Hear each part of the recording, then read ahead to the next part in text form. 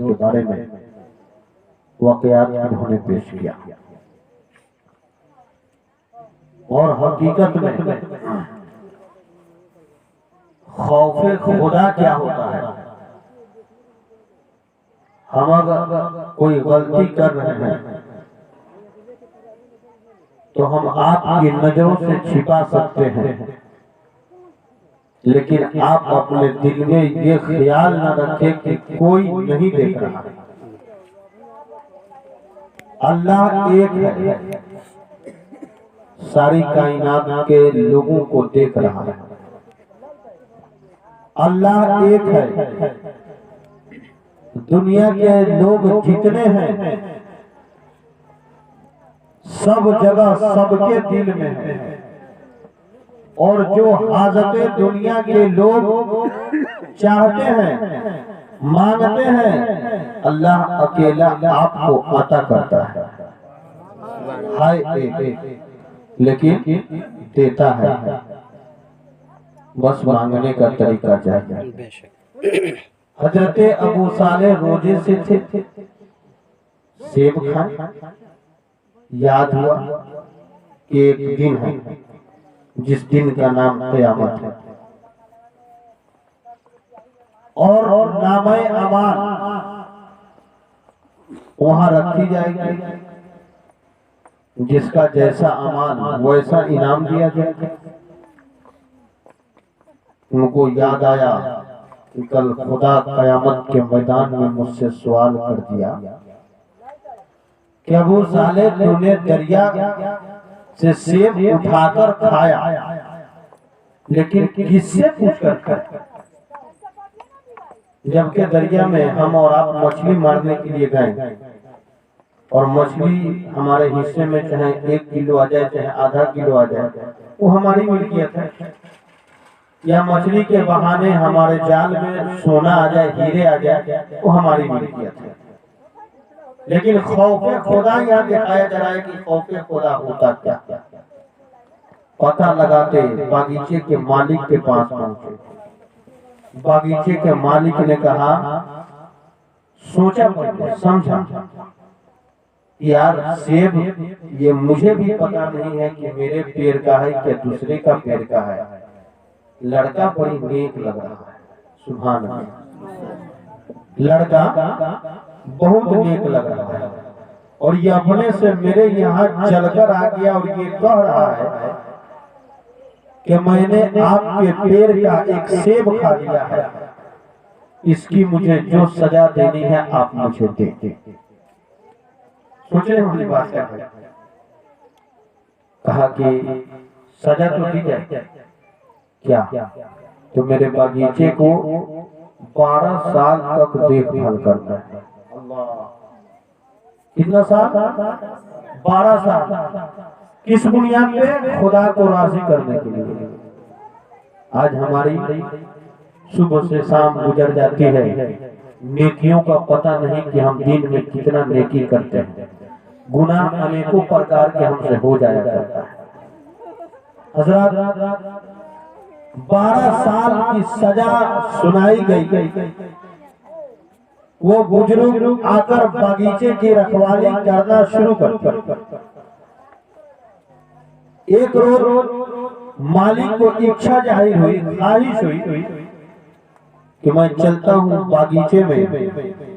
आया, आने के बाद बागीचे का जायजा लिया, मुआयना किया, और अबू साले जंगी दोस्त से वो कहा कि एक सेब तोड़ के लाओ,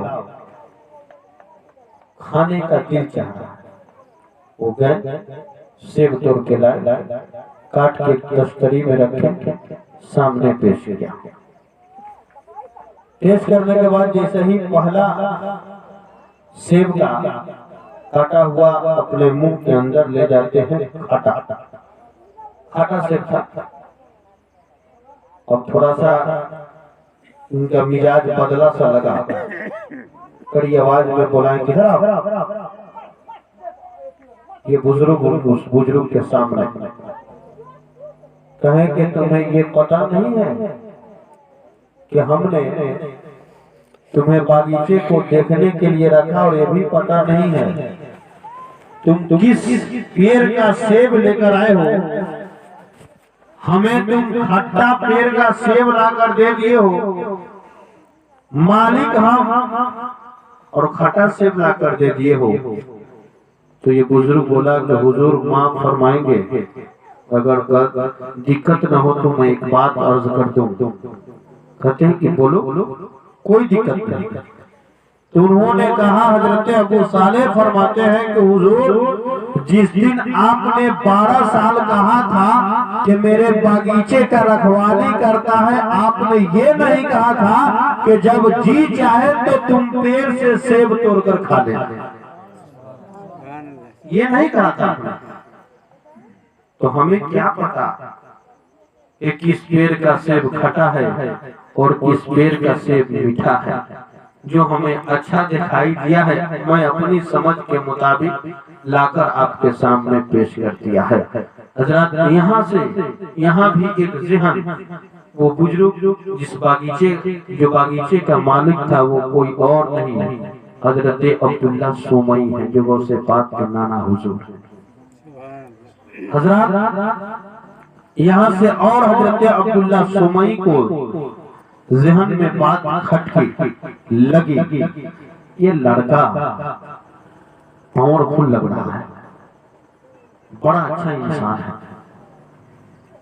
हजरत चले गए, 12 साल जिस दिन मुकम्मल हुआ, उन्होंने कहा कि अब मैं चलता हूँ, 12 साल हमारे मुकम्मल हो गया। आया दरबार में, कहा कि हुजूर 12 साल मुकम्मल हो गए, अब मुझे इजाजत दी जाए, मैं अपने घर को चलूं। कहा कि नहीं, अभी नहीं, अभी एक और सजा है जो तुम्हें उसको भी करना पड़ेगा। कहा कि ठीक है, मुझे कोई इतराज नहीं, हम और आप रहते तो क्या होता है। एक खुदा को राजी करने के लिए उन्होंने अपने घर को अलविदा कहा। 12 साल तक बागीचे का देखभाल किया। 12 साल के बाद जब जाते हैं तो मालिक कहा कि नहीं, अभी और सजा तुम्हें दी जाएगी, कोई एतराज नहीं, कोई दुख नहीं, कोई तकलीफ नहीं, बताया जाए। कहा कि मेरे पास एक बेटी है जिससे आपको शादी करनी है। ठीक है, कर लूंगा, कोई दिक्कत नहीं, लेकिन मुंह से गूंगी है, आंख से अंधी है, पैर से लंगड़ी है, मने कान से बहरी है, एकदम मेरे पास लड़की है, उससे आपको शादी करनी है। ठीक, मैं कर लूंगा। हजरत शादी हुई। हजरत अबू सालेह जंगी दोस्त दुल्हन को अपनी बीवी को घर ले गए। जैसे ही अपने हुजरे के अंदर, अपने कमरे के अंदर दाखिल होती है, ताज़ीमे शौहर में उनकी बीवी खड़ी हो जाती है और जुबान से ये सलाम अर्ज करती है, अस्सलामु अलैकुम मेरे सरदार। सुभान अल्लाह। हजरत अबू सालेह कमरे से अंदर बाहर निकले, गए ससुराल, ससुर के पास। आपने मेरे साथ नाइंसाफी किया, आपने मेरे साथ नाइंसाफी किया। आपने तो कहा था कि मेरी बेटी पैर से अपाहिज है, मुंह से गूंगी है, आंख से अंधी है, कान से बहरी है, ऐबदार है। लेकिन जैसे ही मैं अपने कमरे के अंदर दाखिल हुआ, अगर पैर से अपाहिज होती तो उठती नहीं, आंख से देखती नहीं तो उठती नहीं, कान से सुनती नहीं, उठती नहीं। मैंने आपके बेटी के अंदर कोई ऐब नहीं पाया, आपने मेरे साथ ऐसा क्यों किया? इस तरह बताकर ऐसी लड़की से मेरी निकाह आपने क्यों किया? हमने तो राजी हुआ था कि आपकी बेटी अपाहिज है, कल कयामत के मैदान में अगर खुदा मुझसे सवाल कर दे कि तुम सेब खाए थे लेकिन तुम उसको उस सजा को, उस मालिक ने जो सजा दिया था तुम माना था, रब मेरी गलती को इग्नोर करेगा, नहीं मानेगा। बिरादरान मिल्लत इस्लामिया हजरत अब्दुल्ला सुमई फरमाते हैं, बेटा ये हकीकत है कि मेरी बेटी ऐबदा है, समझने के लिए कोशिश करो। अब्बू मैं कैसे समझूं? आपकी बेटी के अंदर कोई ऐब देखने के लिए नहीं मिल रही है। तब हजरत अब्दुल्ला सुमई फरमाते हैं, बेटा देखो आज तक मेरी बेटी, मैं अपने बेटी को पैर का अपाहिज इसलिए बताया हूँ कि आज तक मेरी बेटी अपने आंगन को छोड़कर किसी गैर इंसान के आंगन तक अपना कदम नहीं लेकर गई है। इस बुनियाद पे मैंने अपने बेटी को पैर का अपाहिज बताया था।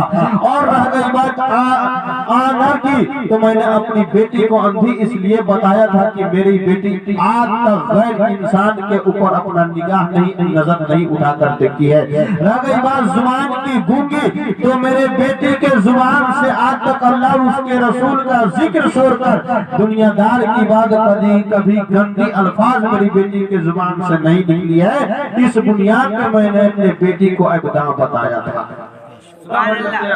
अबू सालेह जंगी दोस्त को तसल्ली हुई, उसी माँ का बेटा तो से पाक है। सुभान अल्लाह, सुभान अल्लाह, उसी माँ के बेटे को से पाक है। आज बच्चा थोड़ा सा होशियार हो रहा है, जवान हो रहा है, माँ को बाप, जब माँ बाप अपने फर्ज के, अपने अरकान को पूरा कर दे रहे हैं, शादी विवाह कर दे रहे हैं, तो बेटो बुढ़वा बुढ़िया कह रहा है, अब पतोहियो जो आ रही वो बुढ़वे बुढ़िया कह रहे हैं, दोनों कह रहे हैं। जब बेटा कहेगा तो पतोहिया तो कहबे करेगा। इसलिए मेरे बुजुर्गों दोस्तों, मैं आपसे यही अर्ज करूंगा कि माँ माँ है, बाप बाप है। इसलिए हजरत गौसे पाक की जब परवरिश माँ के पेट में हो रही है, उसी वक्त से अपनी माँ की हिफाजत कर रहे हैं। सुभान अल्लाह। अब आप कहेंगे कि पेट में रहकर कैसे कोई बच्चा अपनी माँ की हिफाजत करे? जब उनकी पैदाइश हुई, कुछ होशियार हुए, उलमा के जुबानी सुने होंगे, गौसे पाक 18 पढ़ा का हाफिज बनकर इस जमाने में तशरीफ लाए, है ना? और हकीकत है। एक रोज का मामला ये सामने पेश आया, उन्होंने अपने माँ से अर्ज किया, हे माँ मैंने आपके ऊपर एहसान किया है। सुभान अल्लाह करें, मैंने आपके ऊपर एहसान किया। घर पर ध्यान नहीं थे, सैयदना मौलाना मोहम्मद बारिक वसल्लम सल्लल्लाहु अलैहि वसल्लम। हज़रात, छोटा बच्चा माँ से बाप से कहे कि मैंने आपके ऊपर एहसान किया, तो ये मानने वाली बात है? लोग कहेंगे कि बच्चा है और कह रहा है कि मेरे ऊपर एहसान किया है। गौसे पाक की माँ फातिमा उम्मुल खैर फरमाती है, बेटा हमारे ऊपर आपका एहसान है। हाँ, मैंने आपके ऊपर एहसान किया है। सुने नौजवान तबके के लोग, बच्चे सुने, जब गौसे पाक फरमाते हैं, माँ याद कीजिए मेरा एहसान आपके ऊपर है, खूब जहन को इधर उधर दौड़ाती हैं, कुछ बात नहीं समझती। नहीं बेटा, मुझे तो ऐसा कुछ नहीं दिखाई दे रहा है कि मेरे ऊपर आपका एहसान है। माँ याद कीजिए। बेटा मैं याद कर ली, कोई एहसान नजर नहीं आ रहा है। तब हजरत अब्दुल कादिर गौसे पाक फरमाते हैं, अम्मी जब मैंने आपके शिकम में परवरिश पा रहा था, आपके दरवाजे पे एक साए आया था, मांगने वाला आपके दरवाजे पे आके दस्तक दिया, कोई है? हाँ, अंदर से आवाज आई, आप कौन? साहिल कहा मैं फकीर हूँ, कुछ मुझे दरबार से दिया जाए अल्लाह के नाम पे। आपके घर में जो चीज था आप लेकर पर्दे में, सामने नहीं पर्दे में हाथ निकाल कर उस साहिल के झोली में डालना चाह रही थी। आपके हाथ में सोने का कंगन था। जैसे ही उस साहिल की नजर सोने के कंगन पे पड़ती है उसका दिल बदल गया और वो भीख लेने के बजाय आपके कलाई को पकड़ लिया और पकड़ा और आप कोशिश करते रही कि किसी तरह से उस इंसान के हाथ से मेरा हाथ निकल जाए, कलाई को छुटकारा मिल जाए, लेकिन वो इंसान नहीं छोड़ा। आप खींचती रही, आपके खींचने की वजह से वो इंसान आंगन तक आ गया। आप कमजोर पड़ गई, आप जमीन पे गिर गई। वो साहिल आपके हाथ से कंगन लेना ही चाह रहा था, निकलना ही चाह रहा था कि अल्लाह ने मुझे हुक्म दिया, अरे अब्दुल कादिर जा और अपने माँ की हिफाजत फरमा। अब्दुल कादिर जा और अपनी माँ की हिफाजत फरमा। उस वक्त था नहीं, शिकम में परवरिश हो रही थी, लेकिन अल्लाह ने हुक्म दिया। आपके सामने जो आया था शेर के शक्ल में वो कोई और नहीं था, वो आपका बेटा अब्दुल कादिर था। तो बिरादरान मिल्लत इस्लामिया मैं कहूँगा कि माँ बाप जिनका है वो मुकद्दर के धनी आदमी हैं और जिनका माँ बाप इस दुनिया से चले गए अल्लाह उन्हें जन्नतुल फिरदौस में जगह अता फरमाए। इसलिए मैं आपसे यही गुजारिश और अपील करूँगा कि शादी की महफिल है, आपने देखा कि शादी कहीं भी बेटा हो या बेटी दीनदारी के बुनियाद पे करने के लिए कोशिश करे। दीनदारी अगर है तो उस इंसान के पास सब चीज मौजूद होगा, ईमानदारी भी होगा, दौलत भी होगी, सीरत भी होगी, सूरत भी होगी। वरना दीनदारी नहीं होगी तो आप अगर हाई फाई देख के कर रहे हैं तो वाई फाई में फंस जाएंगे।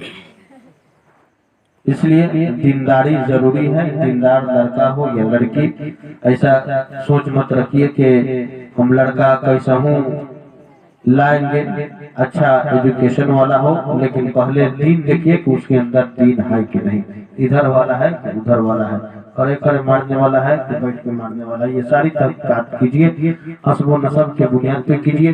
दरूद पाक पढ़े, अल्लाहुम्मा सल्ली अला सय्यिदना सल्लम सल्लल्लाहु अलैहि वसल्लम। जो तीन अशार आप सुने आला हजरत के शेर से मैं शुरू कर रहा हूँ, उसके बाद हजरत की खिताब होगी, आप लोग मुलाहिजा करेंगे। लम याती नज़ीरो का